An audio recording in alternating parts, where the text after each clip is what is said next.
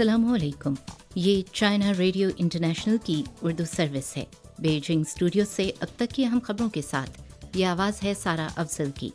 सबसे पहले आज के खबरनामे में शामिल अहम खबरों पर एक नज़र। चीनी सदर की यूरेशियन इकोनॉमिक यूनियन के दूसरे यूरेशियन इकोनॉमिक फोरम की इफ्तिताही तकरीब में शिरकत। Global trade and investment promotion summit 2023 के बीजिंग इनिशिएटिव का इजरा और चीन और अमेरिका के वज़राए तिजारत की मुलाकात। आइए जानते हैं खबरें तफसील के साथ। 24 मई को चीनी सदर शी जिनपिंग ने यूरेशियन इकोनॉमिक यूनियन के दूसरे यूरेशियन इकोनॉमिक फोरम की इफ्तिताही तकरीब में वीडियो लिंक के जरिए शिरकत की। फोरम से अपने खिताब में शी जिनपिंग ने कहा कि हकीकी कसीरुज्जहती पर अमल करना और मरबूत इलाकाई तरक्की को फ़रोग़ देना बैनुल-अक़वामी बरादरी का वसी इत्तफ़ाक़ राय है। एक हंगामा खेज़ और बदलती हुई दुनिया के सामने एशिया यूरोप ताउन को किस तरह आगे बढ़ना चाहिए, ये न सिर्फ ख़ित्ते के लोगों की फ़लाह व बहबूद से मुताल्लिक़ है बल्कि दुनिया की तरक्की के रुझान पर भी असरअंदाज होता है। शी जिनपिंग ने इस बात पर जोर दिया कि वक्त और तारीख़ के इस तरह के सवाल के लिए चीन का जवाब वाज़ेह है। चीनी सदर ने निशानदही की कि उन्होंने global development initiative, global security initiative और ग्लोबल सिविलाइजेशन इनिशिएटिव पेश किया और तमाम ममालिक पर जोर दिया कि वो पायदार अमन, आलमगीर सलामती, मुश्तरका खुशहाली, खुलेपन, शराकतदारी, सफाई और खूबसूरती पर मुश्तमिल दुनिया की तामीर के लिए मिलकर काम करें और इंसानियत के हमनसीब माशरे की तश्कील करें। इस साल बेल्ट एंड रोड इनिशिएटिव की मुश्तरका तामीर की तजवीज़ की 10वीं सालगिरह है। इस इक़दाम का बुनियादी नुक्ता आगाज़ तमाम ममालिक की मुश्तरका तरक्की के लिए नए तरीके तलाश करना और एक खुशगवार रास्ता खोलना है जिससे तमाम ममालिक और दुनिया को फ़ायदा हो। यूरेशियन इकोनॉमिक यूनियन का दूसरा यूरेशियन इकोनॉमिक फोरम 24 मई को मॉस्को में मुनक़्क़िद हुआ, जिसका मौजू एक कसीर क़ुतबी दुनिया में यूरेशियन इंज़माम था। 24 मई को global trade and investment promotion summit 2023 का बीजिंग में इनेकाद किया गया। इस समिट का मौजू ताउन पर मबनी मुश्तरका मफादात में एतमाद को मजबूत करना और मुश्तरका तौर पर एक खुली आलमी मईशत की तामीर है। समिट में मौजूद तमाम फरीकों का ख्याल था कि ख़तरात और चैलेंजेस का मुकाबला ताउन बढ़ाने के ज़रिए ही किया जा सकता है।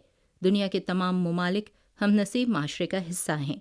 जितने ज़्यादा ख़तरात और चैलेंजेस का सामना है उतने ही ज़्यादा ममालिक को बैनुल-अक़वामी तबादलों और ताउन को मजबूत करने की ज़रूरत है।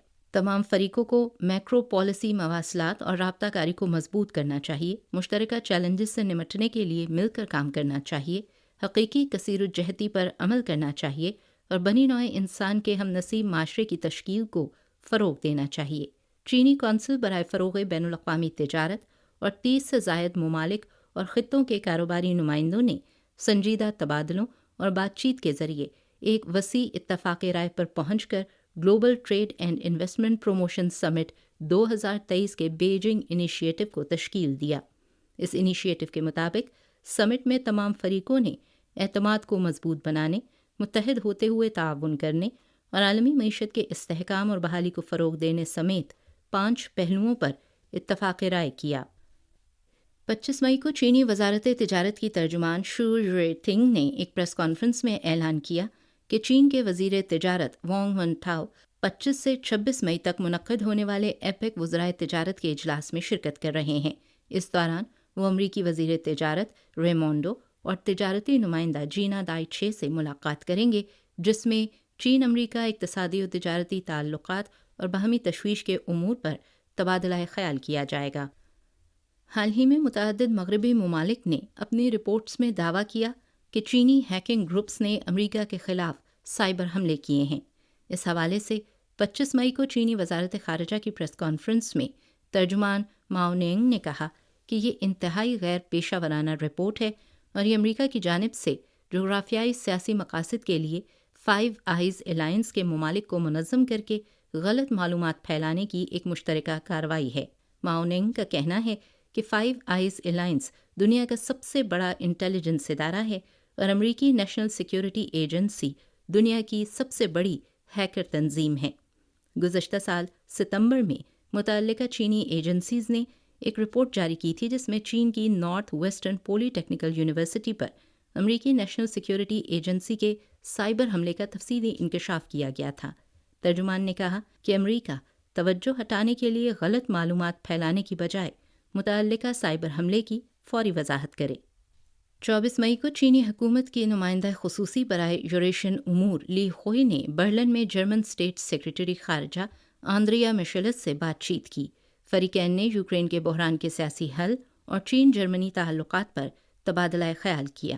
لی خوئی نے کہا کہ یوکرین کے معاملے پر چین کا موقف امن قائم کرنے، مذاکرات اور سیاسی تصفیے کو فروغ دینے کا ہے۔ اس بحران کو حل کرنے کے لیے ضروری ہے کہ تمام فریقین باہمی اعتماد کے ساتھ امن مذاکرات کی بحالی کے لیے سازگار حالات پیدا کریں۔ چین بحران کی بنیادی وجوہات سے شروع کر کے یورپ میں طویل مدتی امن اور استحکام کے قیام کی کوشش کے لیے یورپی ممالک کی حمایت کرتا ہے۔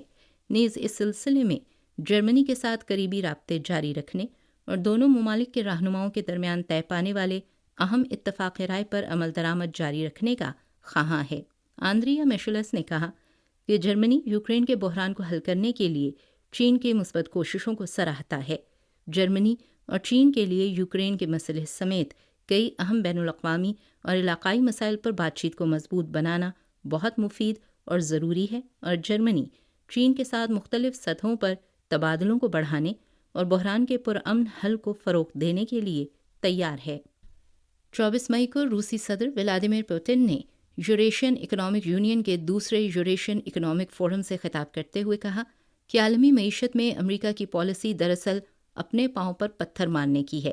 صدر پوتن نے کہا کہ روسی معیشت کے زوال کا امکان موجود ہی نہیں، اور اس حوالے سے مغرب غلط فہمی کا شکار ہے۔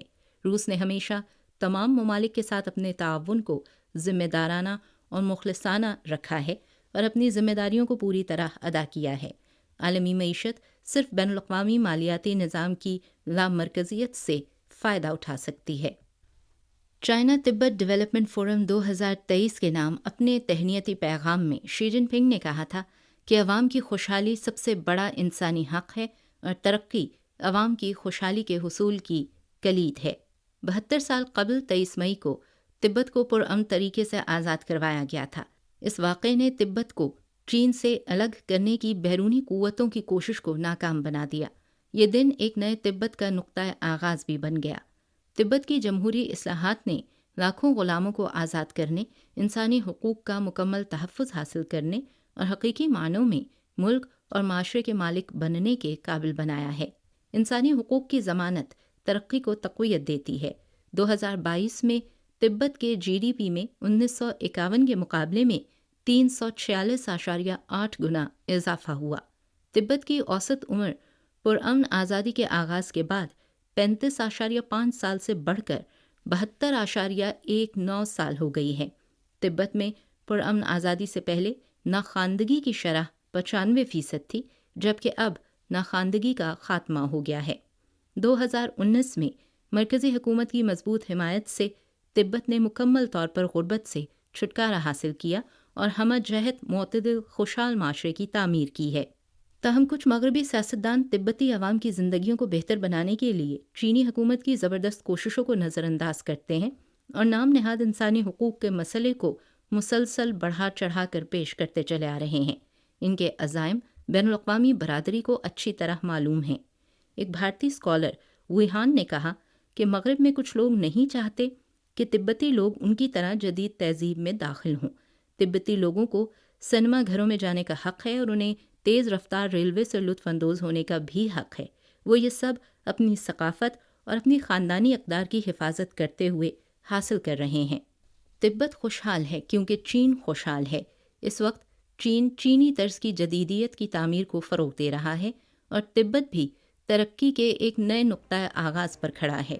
ملک کی ترقی کے ساتھ اپنی ترقی کو قریبی طور پر مربوط کرنے سے تبت کے انسانی حقوق کے تحفظ کو مزید بڑھایا جائے گا اور تبتی لوگوں کی زندگی مزید بہتر ہوگی۔ حقائق کے سامنے تبت کو بدنام کرنے والی باتیں بالآخر دم توڑ جائیں گی۔ چائنا ریڈیو انٹرنیشنل کی اردو سروس کے بیجنگ اسٹوڈیو سے اب تک کی اہم خبریں آپ نے سنی سارا افضل کی آواز میں۔